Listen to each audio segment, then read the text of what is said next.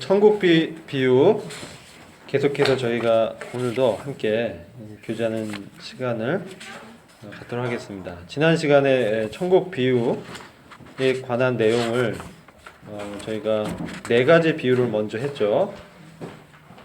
씨 뿌리는 자의 비유, 그다음 곡식 즉 알곡과 가라지의 비유, 겨자씨의 비유, 누룩의 비유를 저희가 함께 교제했고, 그 다음에 문제 1번 누룩의 비유에서 나타나는 누룩의 모습들에 대해서 설명해보고, 나에게서 발견된 누룩은 어떤 것이 있을까요? 라는 것을 함께 교제했습니다. 오늘은 계속 이어서 나머지 비유, 기타 비유들이 있고요. 또 중요한 비유가 있습니다. 진주, 또 보물, 그 다음 그물의 비유, 이런 비유들을 좀 함께 나누고 그 다음에 또 교재를 계속 하도록 하겠습니다. 먼저 교재 49페이지 보시면요, 숨겨진 보물로 5번인데요 숨겨진 보물에 관한 비유에 대해서 교재하겠습니다. 이 밭에 숨겨진 보물과 그 다음에 6번째 저희가 함께 배울 진주에 대한 비유는 일반적으로는 다음과 같이 해석되어 왔습니다. 우리가 모든 것을 팔아서 사야 할 숨겨진 보물이나 진주는 그리스도를 의미하기 때문에 우리는 주님을 위하여 모든 것을 포기해야 한다는 것입니다. 그러나 이러한 해석은 하나님의 구원 계획과는 완전히 상반되는 해석이며 모든 체계를 망가뜨리는 해석입니다. 그렇죠? 그 복음의 관점에서 우리의 그 완전한 구원은 우리가 어떤 노력이나 무언가를 해서 무엇을 팔고 사서 얻을 수 있는 것이 아니라 전적인 하나님의 은혜다 라는 것이기 때문에 이 숨겨진 보물과 또 진주의 비유는 그런 관점에서는 그와 같이 해석해서는 안 되는 그런 비유이다 라고 말씀을 드릴 수 있고요. 이 비유에서 밭은 곡식과 가라지의 비유에서와 같이 세상이며, 죄인이 구원받을 때 그는 세상을 사는 것이 아니라 세상을 포기해야 합니다. 50페이지 네 번째 줄입니다. 또한 죄인은 팔 수 있는 어떤 것도 가지고 있지 않기에 그리스도를 살 수도 없으며, 또 주님은 세상 안에 감추어진 분도 아니고 세상에서 찾는다고 해서 찾을 수 있는 분도 아닙니다. 더욱이 구원은 무엇으로 살 수 있는 것이 아니라 오직 은혜로 얻어지는 선물입니다. 죄인이 그리스도를 사는 것이 아니라 그리스도께서 죄인을 사셨습니다. 구원은 값없이 주어지는 것이며 누구든지 주님을 영접하기만 하면 됩니다. 구원은 돈 없이 값없이 얻을 수 있는 것입니다. 우리는 이미 앞에서 밭은 세상이요 사람은 인자이신 예수 그리스도이심을 배웠습니다. 그리스도께서 세상을 사십니다. 주님께서 왜 세상을 값주고 사시는 것일까요? 세상은 모두 하나님의 것이 아닌가요? 주님이 밭에서 보물을 발견한다면 왜 밭을 살 때까지 그것을 다시 숨겨야 하는가요? 세상적으로 말하자면 누군가 밭에 금, 은, 철, 구리와 같은 광물질이 들어있는 밭을 발견하고는 그 밭을 낮은 값에 사기 위해 주인을 속인다면 그것이 정직한 일이겠습니까? 이에 대한 대답은 악한 자인 마귀가 그 밭을 강탈했다는 것입니다. 밭을 이제 세상을 보면 세상은 공중권세 잡은 자 마귀, 세상 신인 그에 의해서 아담이 범죄했을 때 찬탈당했다는 것이죠. 근데 이런 것은 이제 잘 이해를 하셔야 됩니다. 그러나 섭리적으로 마귀조차도 하나님의 허용하심 가운데서 하나님의 이 피조물에 불과하다는 것이죠. 이것은 이제 대전제이고요. 그러나 지금 나타나는 측면은 이 세상이 마귀에 의해서 찬탈당해서 지금 이 세상은 점점 종말로 치닫고 있는 그러한 과정이 있다는 것입니다. 보물은 마귀가 그 밭을 세상을 강탈했을 때는 없었는데 그 후에 보물이 밭에 숨겨진 것입니다. 이 보물이 무엇인가가 중요하죠. 그래야 이 말이 이제 이해가 됩니다. 이 보물은 바로 이스라엘입니다. 그것은 제가 읽어 나가면서 같이 보도록 하죠. 이 보물은 마귀가 그 밭을 강탈했을 때, 마귀가 이 세상을 찬탈했을 때는 에덴 동산에서 아담과 하와가 이 범죄했을 때죠.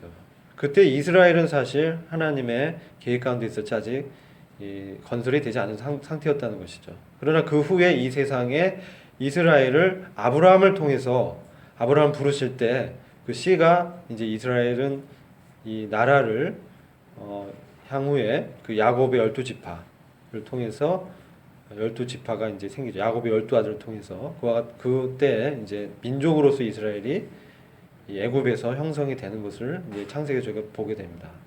그러나 이 당시에는 이제 밭이 강탈될 때는 이스라엘이 없었다는 것을 말씀하고 있는 것입니다. 이 보물이 이 밭에 이 세상에 숨겨져 있다. 이게 이제 이 비밀이요 신비적인 측면이죠. 그것은 마귀가 아니라 하나님께 속한 것이었습니다. 이스라엘은 하나님의 지상 선민이고 하나님의 택한 제사장 나라죠. 그래서 이것은 하나님의 이게 속한 민족이라는 것입니다. 이제 그리스도께서 그것을 발견하셨으며 그 보물을 얻기 위한 유일한 방법은 값을 치르고 그 밭을 사는 것이었습니다. 이게 구속이죠. 구속은 대가를 치르고 다시 되찾아오는 것이죠. 그래서 그리스도께서 십자가에서 그 대가를 치르셨죠. 그래서 다시 사오셨다. 이것을 이제 말씀드릴 수 있고, 그러나 세상은 아직 그 구속, 주님의 구속이 완성이 되는 때는 주님이 재림하실 때이다. 그래서 지금 재림하셔서 구속을 완성할 그것은 미래의 일입니다. 그런 지금 경륜 가운데 있고요. 그래서 그리스도께서는 보물을 다시 숨겨놓으시고 밭을 사신 것입니다. 이때 주님은 자신이 가진 모든 것을 지불하셔서 그 밭을 사셨습니다. 그래서 여기서 밭을 살기 위해서 소유를 판 것은 우리가 아니라 그리스도라는 것이 핵심입니다. 그 다음 보물이 숨겨진 보물이 이스라엘이라는 것인데 그 이유는 그렇게 분별하는 근거는 출애굽기 19장 5절입니다. 그러므로 이제 만일 너희가 참으로 내 음성에 복종하고 나의 언약을 지키면 너희는 모든 백성보다 나에게 특별한 보물이 되리니, 여기 독특한 보물인데 특별한 보물이 되리니 이는 온 땅이 내 것임이니라. 이는 주께서 야곱을 자신의 것으로 택하셨고 이스라엘을 독특한 보물로 택하셨습니다. 시편 135편 4절. 그래서 이 구약 성경의 말씀을 통해서 또 복음의 관점에서 이 보물은, 이 숨겨진 보물은 아직 주님을 메시아로 인정하지 않고 있죠. 그 민족적인 이스라엘을 말씀하는 것입니다. 그것이 저희가 알 수가 있는 것이 로마서 11장 25절을 보시면 형제들아 너희가 스스로 현명하다고 자만하지 않게 하기 위하여 이 신비를, 이 비밀을 너희가 모르기를 내가 원치 않으니 이는 이방인들의 충만함이 차기까지는 이스라엘의 일부가 완고하게 된 것이라. 소경이 된 것이죠. 눈이 가려진 상태에 있습니다. 이스라엘은 이방인들이 충만함에 찰 때까지 밭에 숨겨져 있어야 합니다. 그런 후에 그리스도께서 돌아오셔서 자신의 보물을 요구하실 때 민족들의 무덤으로부터 부활해서 자신들의 땅으로 돌아올 것입니다. 예수께서 37장에 이 뼈들이, 마른 뼈들이 다시 생기가 나서 서로 이 사람의 모양으로 형성이 되고, 그때 그 코에 이제 살아있는 그 생기의 기운이 들어갔을 때 이제 그가 이제 사람이 되어서 이 군대로 이렇게 세워지는 것을 보게 됩니다. 그러니까 에스겔서 37장을 보면 지금 이 일이 이루어지고 있는 과정에 있죠. 네, 이스라엘 민족이 지금 무화과 나무의 비유와 같이 지금 그 나라로서, 민족으로서의 독립을 했습니다. 1948년에. 근데 아직 가나안, 팔레스타인 지역의 모든 땅을 완전히 다 회복은 못한 상태에 있죠. 그리고 예루살렘 성전터에 이 모스크 사원이 이 황금의 돔이 세워 있는, 아직 이방인에게 예배의 가장 중요한 자리를 빼앗긴, 그래서 아직 이방인에게 짓밟힘 당하고 있는 그런 상태가 여전히 끝나지 않은 상황에 있습니다. 지금 이방인의 때라는 겁니다. 이것이 바로 비밀이라는 거예요. 이것은 그 구약에는 잘 나타나지 않았고 주님이 이렇게 이 계시를 통해서, 이 비유를 통해서 지금 설명해 주고 있는 것입니다. 여기까지 하고요. 자, 이 5번 숨겨진 보물의 이 비유에 대해서 혹시 좀 이해가 잘 안 된다든지 잘 모르겠다 이런 부분이 있습니까? 지금 그 시편 135편 4절 인용 구절 밑에요. 보물은 아직도 세상에 숨겨져 있습니다. 그리스도는 십자가에서 밭을 사셨습니다. 아직 이스라엘이 민족적으로 그리스도께 복종한 때는 아직 되어지지 않았죠. 그럼 이제 메시아닉 주는 뭐냐? 메시아닉 주는 이스라엘 민족 가운데 교회에 속한 사람들이에요. 유대인 중에 믿는 사람들이기 때문에 그들은 이제 교회에 속한 사람이에요.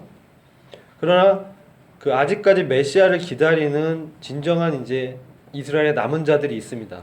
아직까지 숨겨져 있죠. 이들이 그럼 언제 회복되냐? 그것은 주님의 재림 때. 그들이 찌른 자가 바로 메시아였고, 우리 주님이 메시아라는 것을 그때 깨닫게 되고 회개하게 됩니다. 그리고 민족적으로 그들이 회복이 돼서 하나님의 제사장 나라로 돌아오는 것은 이제 7년의 환난 기간을 통해서 그들이 다루심을 받은 이후에 되어질 것이기 때문에 그러한 이 보물이 아직 세상에 숨겨져 있다라고 말을 하는 것입니다. 이걸 이해를 잘 하셔야 돼요. 그러나 그것에 대한 대가는 이미 세상에 대한 대가는 주님께서 피값으로 다 사셨습니다. 다 사셨는데 아직 그것이 집행 유예 가운데 있다라고 이제 보시면 돼요. 그것을 집행하는 것은 주님 아직 기다리고 계십니다. 왜 기다리고 있느냐? 이게 비밀인데 그것은 그 사이 기간 동안에 주님이 승천하시고 재림하실 다시 오실 그 기간 동안에 있을 이 시대적인 상황을 바로 하늘의 여기서 천국이라고 하죠. 하늘의 나라의 비밀입니다. 이것이. 그래서 이런 것들이 지금 숨겨져 있고 감춰져 있는데 이게 다 드러날 것입니다. 그래서 이것은 주님께서 아직 그것을 값을 치르고 소유권은 갖고 오셨는데 실질적으로 그들이 주님께 복종할 때까지는 주님의 마지막 그 구속의 이 역사가 미래적으로 남아있다는 거죠. 그래서 그러할 때까지는 그 구속이 완성될 때까지는 그것을 소유하지 못하실 것입니다. 이것은 구속을 두 가지로 보시면 이해가 됩니다. 구속은 피값으로 하는 구속이 있고요. 십자가의 그 피로 치른 그 구속이 있고요. 주님의 능력으로 말미암은 구속이 있습니다. 십자가에서 다 피값을 치름으로 대가를 다 치르셨습니다. 권리는 이미 주님께 와 있죠. 근데 이것이 아직 그 권리대로 집행은 아직 이 땅 가운데 가시적으로 나타나지 않은 상황에 있다는 거예요. 그래서 하나님의 나라는 보이지 않는 지금 영역 가운데 있습니다. 하나님의 통치가 있는 하나님의 나라, 킹덤 오브 갓이라고 했을 때 이것은 복음서에 나오는 표현인데 킹덤 오브 갓, 하나님의 왕국이죠. 킹덤이라는 것은 통치권, 또 여러 가지 의미가 있습니다. 또 그 계시록에 보면은 하나님의 백성, 왕 같은 제사장, 그 나라와 제사장을 삼으셨다 이렇게까지도 말씀하시거든요. 그래서 굉장히 넓은 개념인데 아무튼 하나님의 이 나라, 하나님의 왕국은 전부 다 구원받은 사람이에요. 하나님의 왕국은 구원받지 않은 사람이 들어올 수가 없습니다. 성령 안에서 의와 평강과 희락이다. 기쁨이다. 그렇죠? 성령 안에서 이게 이제 하나님의 왕국이고요. 구원받은 사람이 들어가는 거죠. 근데 이 하늘의 왕국은 특별히 마태복음에서 말씀하고 있는 하늘의 왕국은 유대적인 부분이 많습니다. 다른 복음서는 안 나타나고 특별히 마태복음에만 쓰여져 있어요. 킹덤 오브 헤븐. 그래서 하늘의 왕국은 뭐냐면 여기는 구원받지 않은 사람도 영역에 있는 거예요. 그게 차이점입니다. 무슨 말씀 아시겠죠? 킹덤 오브 갓이라고 했을 때는 다 구원받은 사람인데 킹덤 오브 헤븐은 주님이 승천하시고 재림할 때까지의 이 상황을 주님이 비유를 통해서 예언하고 있는 거예요. 그래서 이 시대의 특징을 마태복음 13장에서 비유를 통해서 말씀하고 있는데 여기는 하늘의 왕국이라고 특별히 말씀하시면서 이 하늘의 왕국, 이 시대의 특징은 그 안에 구원받지 않은 사람들이 다 가라지로 있다라는 거예요. 무슨 말씀인지 이해가 되시죠? 네, 그렇게 이해하시면 되고 그리고 이런 영적인 이런 상황이 어떻게 즉 이스라엘이 숨겨진 보물로 있으면서 눈이 가려진 상태가 있는 것이죠. 이게 비밀이에요. 그래서 이게 어떻게 하나님이 이렇게 하시냐, 이거에 대해서 아무도 정확하게 명쾌하고 정확하고 정말 이것이 정말이다라고 해석할 수 있는 사람은 없는데, 신학자들이 그런 것들을 이제 살펴보면서 성경적으로 이것이 주님의 왜 이렇게 하셨는지 그런 이유가 될 것이다라고 하는 것은 맥킨토시 형제님께서 이제 해석하신 게 있어요. 그런 부분을 제가 말씀을 드리려고 하는데, 이게 왜 중요하냐면, 이것이 이해가 안 되면 성경이 완전히 이제 해석하기가 어려워지고 헷갈리고 이해하기가 어려워진 책이 돼버려요. 그래서 눈에, 그러니까 뭐 귀에 걸면 귀걸이, 코에 걸면 코걸이, 막 이런 식으로 자기 마음대로 해석해버려요. 그래서 말씀드리는 거예요. 그래서 이 천국의 비유가 굉장히 중요합니다. 이 시대의 특징을 보여주고 있어요. 씨 뿌린 자의 비유, 지난번에 했죠. 이 시대에 하나님의 말씀이 증거됐는데 어떤 상태예요? 마귀가 그 하나님의 말씀을 빼앗아 가잖아요. 그런 일이 일어난다는 거예요. 일어나고 있죠? 그런 일들. 그 다음에 알곡과 가라지, 곡식과 쭉정이 이 비유하죠. 하나님의 말씀이 증거됐는데 구원받은 사람이 있는 반면 이 세상에 구원받지 않은 그냥 안 받은 사람인데 이 종교계에 들어와 있는 사람들이 있다는 거예요. 그리고 악한 거짓 교사, 거짓 선지자, 이단들이 있다는 거예요. 이 쭉정이들이 지금 있죠. 기독교라고 하면서 하지만 아닌 것들이 있어요. 신천지, 몰몬교, 이런 사람들 많아요. 크리스찬 사이언스 되게 많아요. 이게 막 늘어나고 있습니다. 그럼 미혹하고 있고, 그 다음에 JMS, 정명석, 이런 일들이 있는데 다 성경을 자기 생각과 뜻대로 해석하면서 빠지게 되는 거예요. 이런 일들이 있고, 이런 일들이 이제 일어나는 것을 보여주게 되고, 비정상적으로 기독교가 성장하고 팽창하는데, 순복음교회 어떻게 됐어요? 순복음교회. 자, 이게 실제 나타나는 상황은 순복음교회의 제일 시작하신 파운더라고 할 수 있는 조용기 목사가 뭐라고 했냐면, 불교에도 구원이 있다고 그랬어요. 자기 불교 좋게 생각한다. 이게 말이 되냐는 거죠. 아니, 이게 말이 안 되잖아요. 말이 안 되는 일이 일어나고 있어요. 그 다음에 빌리그레함 전도자, 아주 유명한 전도자잖아요. 다른 종교에 구원이 있다라고 얘기하는 거예요. 셀베이션이 다른 데도 있다라는 거예요. 기독교 말고. 이런 일 뭐요? 배도가 일어나는 거예요. 기독교계 배도가, 이 축정이들이.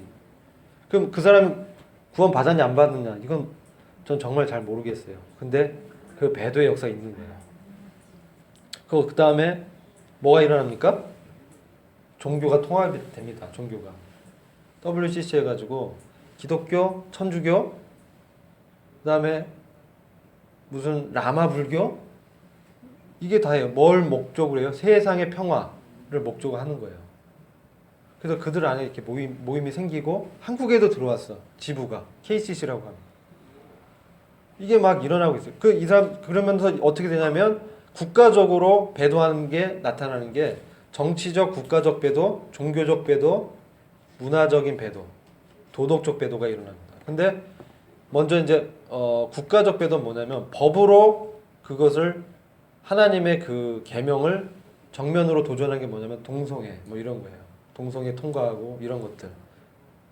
하나님 만든 창조 질서를 완전히 하고, 그리고 종교의 자유를 한다고 하면서 포교의 자유를 금지시키면서 전도하면요, 어떻게 되냐면 너희 종교에만 구원이 있다고 전도하지 못하게 합니다. 법으로. 그렇게 되는 거예요.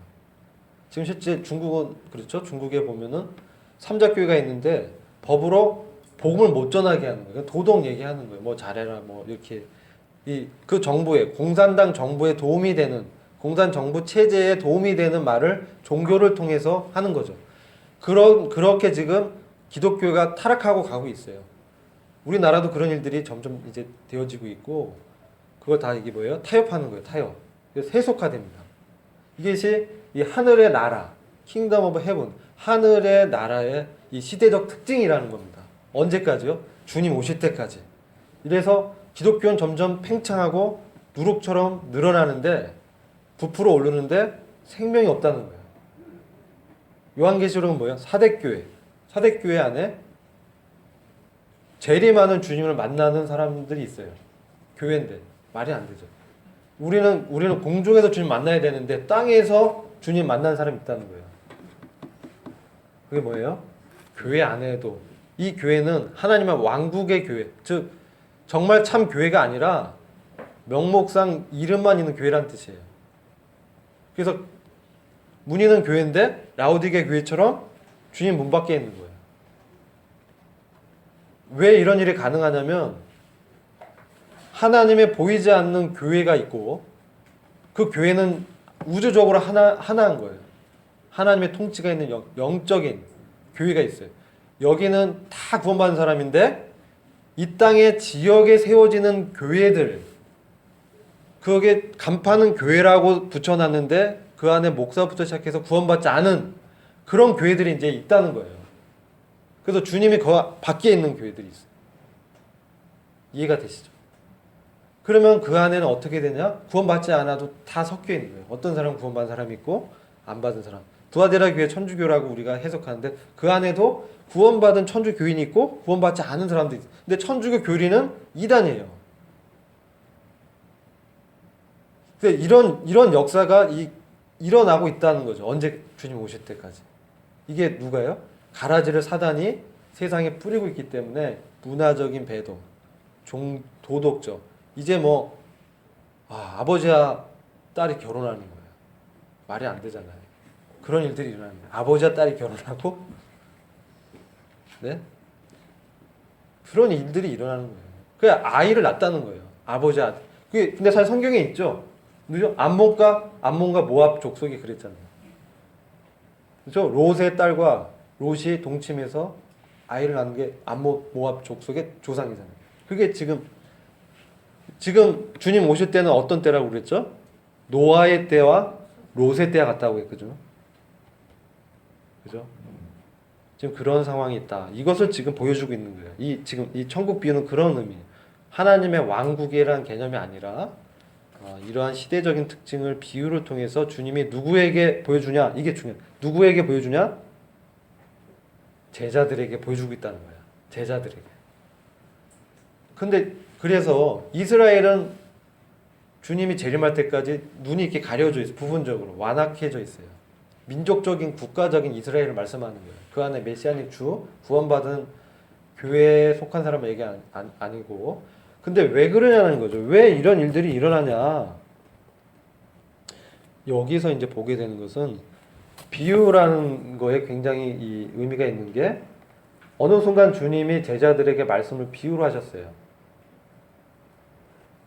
언제 그러냐면은 그전엔 비유로 안 했어요. 명확하게 말씀하시는데 언제부턴가 비유로 하시는데 어떤 때냐면 주님이 귀신을 쫓아냈는데 유대인 지도자들이 네가 귀신 바알세불 집시자 아니냐 이렇게 했을 때 그러니까 이제 주님이 너희가 이것이 그 성령으로 말미암은 것을 믿었다면은 하나님의 나라가 이미 너희에게 임했다.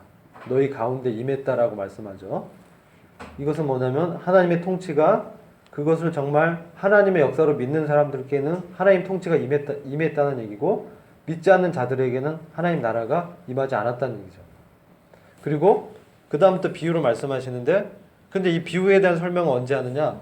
그 사람들이 모였다가 흩어지고 나서 제자들이 주님께 찾아왔을 때 그러니까 뭐냐면 주님과 친밀한 사귐과 교제 가운데 있는 사람들이 있을 때 그들에게 풀어서 설명해줬다 이렇게 나와요. 여기 비밀이 있는 겁니다. 여기. 그러니까 이스라엘 민족이 왜 그러면 그들의 눈이 가리고 완악해졌느냐? 그들이 주님을 거절했기 때문에 그래요. 거절했기 때문에 받지 않았기. 자기 땅에 자기 민족에게 왔지만 거절했다.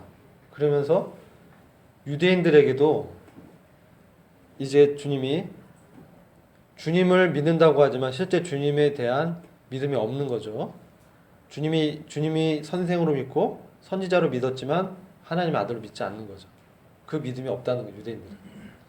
자, 그래서 이 천국 비유를 이해하실 때 중요한 포인트는 왜 비밀이라고 하냐면 주님이 자기 제자들한테만 그 뜻을 설명해 주기 때문에 다른 사람은 그 뜻을 이해하지 못하기 때문에 그런 거예요. 그래서 왜 그러냐면은 그것을 열어서 보여줄 때만 그 뜻을 알아듣게끔 그렇게 비유로 말씀하는 거예요. 근데 이것은 이사야서 말씀에도 예언이 돼 있고, 주님도 말씀하시고 사도행전도 그렇게 얘기하고 있어요. 그걸 잠깐 이제 나눈 다음에 오늘은 좀 시간 제가 그렇게 활용하고, 왜냐하면 이거 되게 중요하기 때문에 성경 해석할 때 이게 헷갈려 버리면요 해석이 좀 어려워져요. 이사야서 6장 잠깐 볼게요.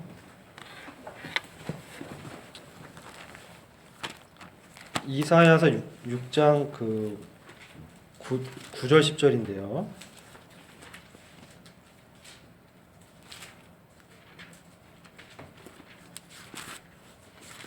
저희가 이제 이번 시간은 왜 제가 이거 쭉 한번 봤는데 형제 자매님들이 이것을 읽어도 정말 이 안에 담긴 내용을 이해하기 어려울 수도 있겠다는 생각이 들어서 제가 물론 이제 아시는 분도 계실 거예요. 그런 분들도 계시려 믿는데 저보다 더 많이 아시는 분도 계시는데 하여튼 전체적으로 좀 필요하다고 여겨져서 설명드리니까 이해해 주셨으면 감사드릴게요. 이사야서 6장 8절 보고 9절 보겠습니다.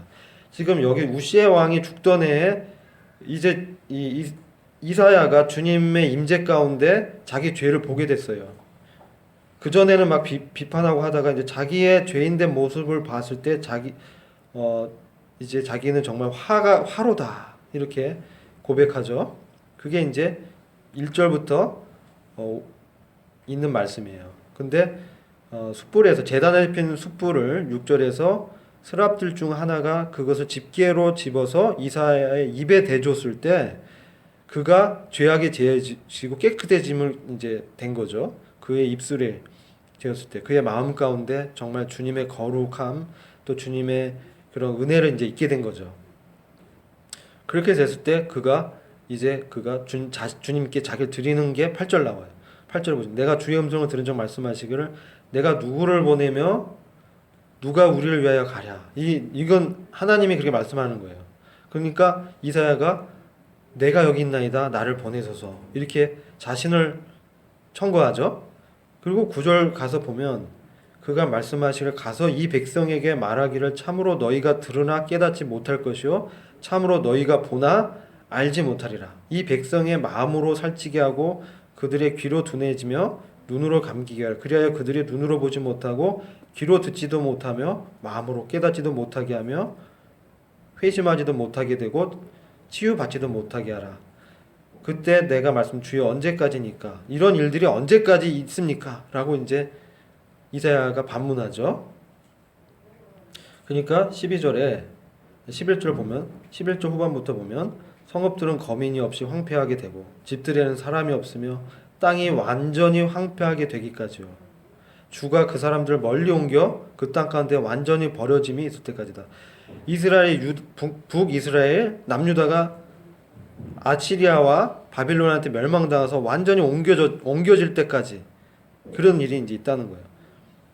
그리고 13절 보면 그러나 그 안에 아직도 10분의 1이 있을 것이요 그것이 돌아와서 먹힐 것이니 입이 떨어져 쭉 얘기하는데 즉 나중에는 남은 자들이 돌아와서 이스라엘 민족이 남겨져서 완전히 멸절 안 당하고 하나님께서 지켜주셔가지고 그 중에 아주 일부만 소수만이 이스라엘로 돌아오고 그들 가운데 이제 남겨져서 주님을 메시아로 믿는 사람들이 이제 일어난다는 이제 예언을 하십니다.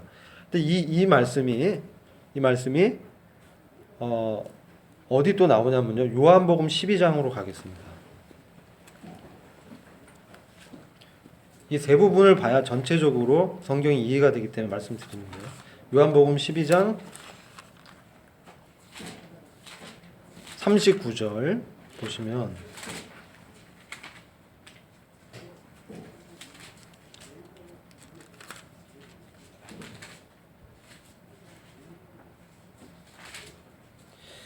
여기서 유대인들에게 주님이 복음을 증거하시고 기적을 행했는데 이들이 믿지 않는 거죠.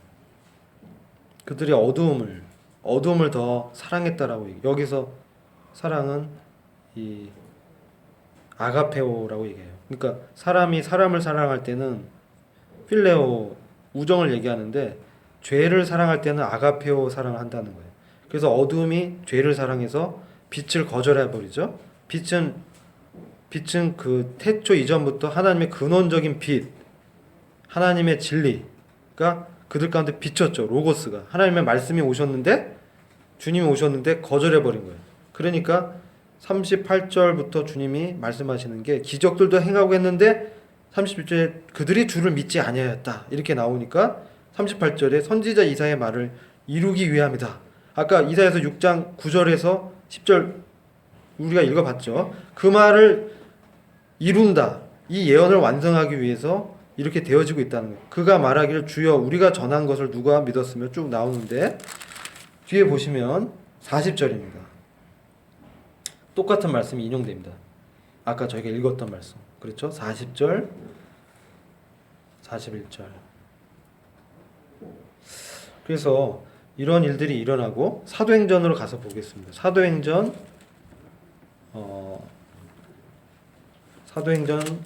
13장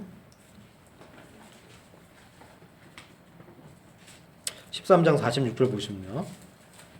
거기를 먼저 보고 28장 25절 잠깐 보고 로마서 말씀 보면 하나님의 경륜에 대해서 저희가 명확하게 이해를 할 수 있게 돼요.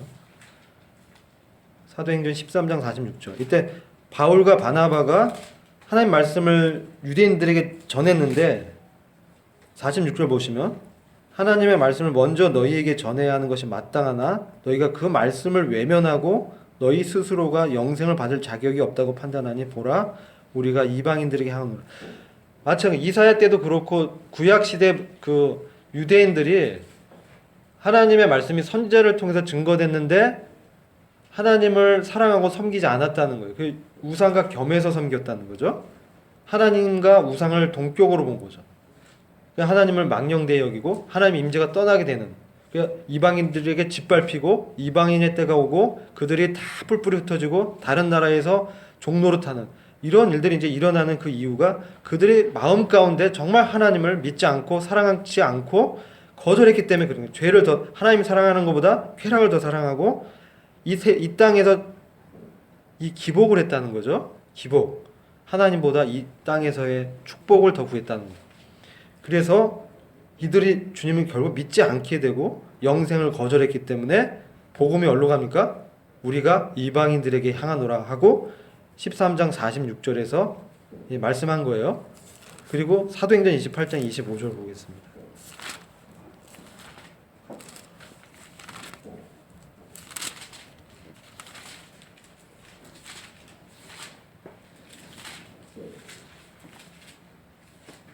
거기 보시면 바울이 이제 사도행전 보시면 여기서 그 로마에서 바울이 로마에 와서 유대인들한테 이 복음을 증거해요. 바울이 로마에 도착했거든요. 그게 28장 16절부터 쭉 나오는 게 나옵니다.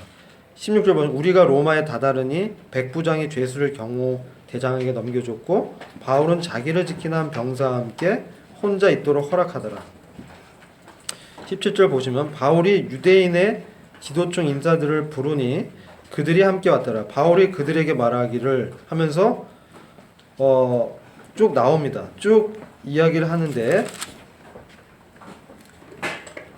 23절 사도행전 28장 23절 보면 많은 사람이 바울의 숙소로 와서 아침부터 저녁까지 바울이 강론했는데 하나님의 나라를 강론했어요. 하나님의 나라를 강론했어요. 바울은 이 유대인들에게 모세의 법과 선지자들을 그를 통해서 예수 그리스도에 대해서 증거하고 설득시키려고 했어요. 그들의 복음을 증거하고 하나님 나라가 그리스도를 통해서 이 땅 가운데 세워질 것들을 이제 증거한 거죠. 근데 그들 믿는 사람들이 있고 믿지 아니한 사람들이 있었어요. 근데 25절 보니까 이런 얘기를 합니다. 서로 의견이 맞지 않았다. 그래서 바울이 한마디를 더 하는데 성령께서 선지자 이사야를 통하여 우리 조상에게 잘 말씀하셨도다 라고 똑같은 말씀이 기록된 거예요. 아까 이사야서 6장 9절 10절 말씀 똑같은 말씀이 이렇게 기록됩니다. 왜 이런 일들이 일어나냐는 거죠. 왜? 유대인들이 왜 이렇게 되고 마음이 완악해지고 복음을 받지 않고 그리스도를 거절하게 되고 이렇게 됐느냐? 여기에 대해서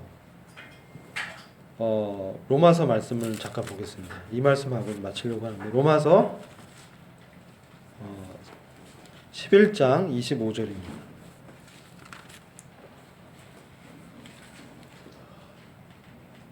25절에 보시면 이방인의 충만함이 차기까지는 이게 비밀이라고 얘기하는 거예요. 이게 천국의 비밀에 이 부분이 있기 때문에 말씀드립니다. 형제들아, 로마서 12장 25절, 형제들아 너희가 스스로 지혜 있는 채 하지 않기 위하여 이 비밀을, 이 신비를 너희가 모르기를 내가 원치 않으니 이는 이방인들의 충만함이 차기까지는 이스라엘의 일부가 완고하게 된 것이라. 이방인들이 충만함, 이건 뭐 교회를 이방인들로부터 이제 부르고 복음을 이방인들까지 증거했는데, 그건 뭐냐면 복음이 유대인들에게 먼저는 유대인이요 그 다음은 헬라인이로다 이러잖아요.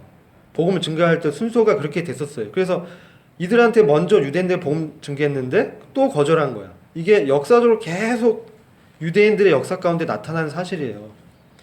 그런데 보시면 26절 보시면 그리하여 온 이스라엘이 구원을 받으리라. 왜 그럼 하나님께서 이렇게 해오셨는가? 그것은 그리하여 온 이스라엘이 구원을 받으리라, 이거라는 거예요. 이렇게 해야만 정말 이들이 정말 자발적으로 하나님 앞에 복종하고 예수 그리스도를 메시아로 인정하고 그런 믿음을 가질 수 있기 때문에 하나님이 인격적으로 그와 같이 섭리적으로 경륜적으로 허용하셨다는 거예요.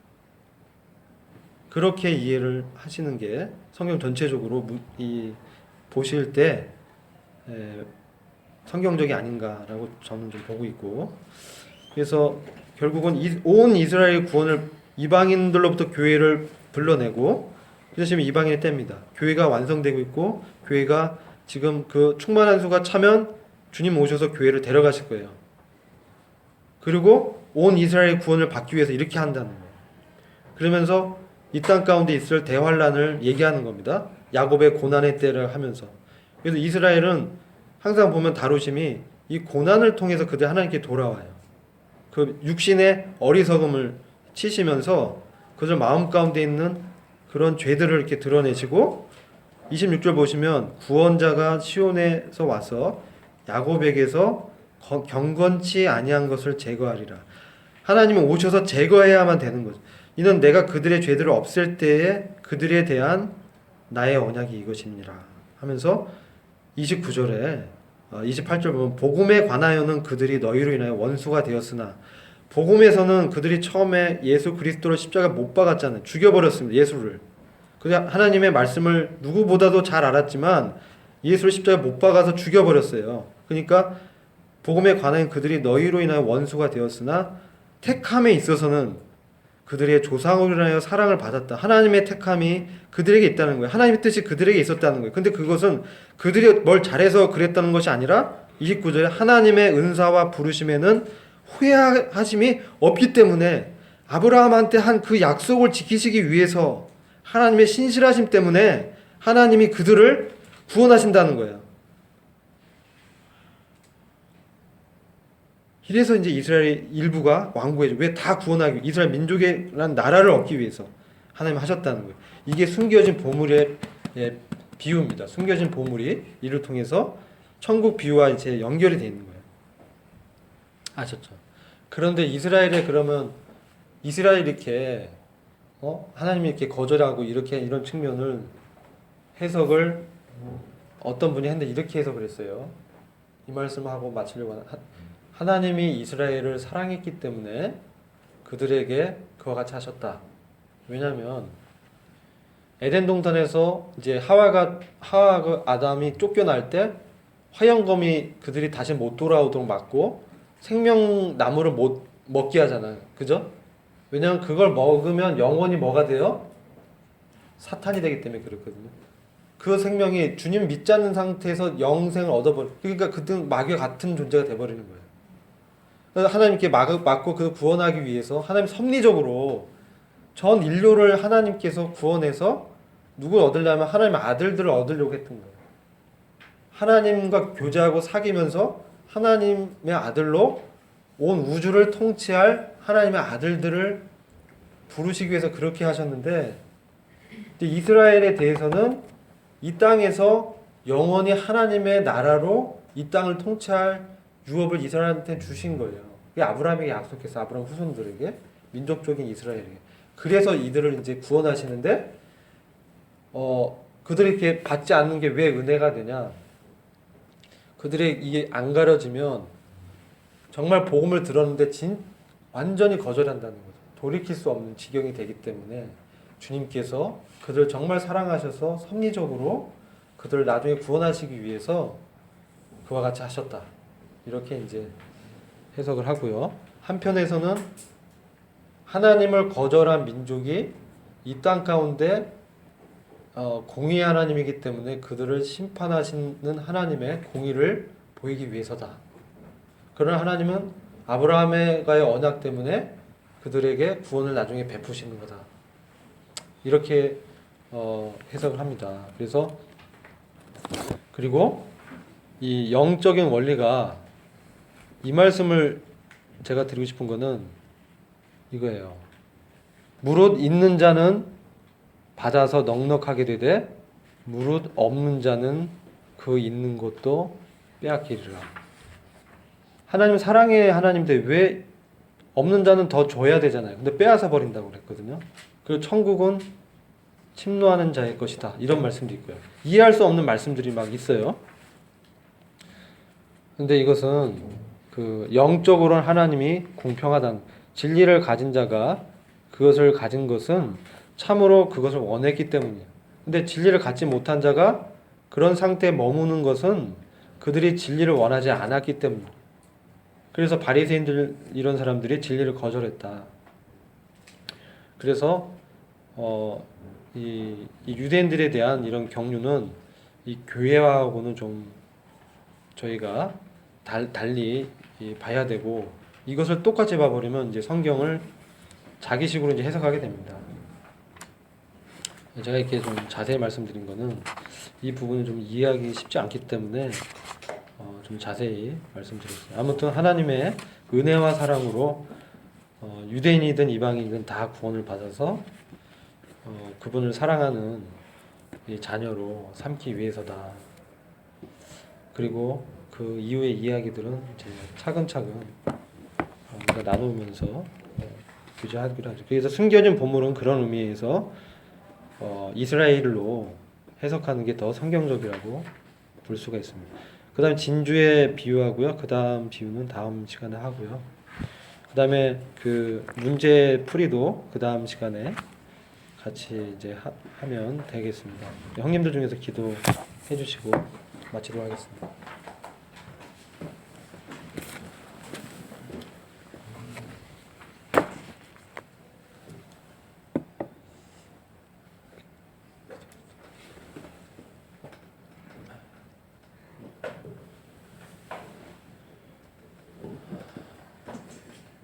아버지 하나님 감사드립니다.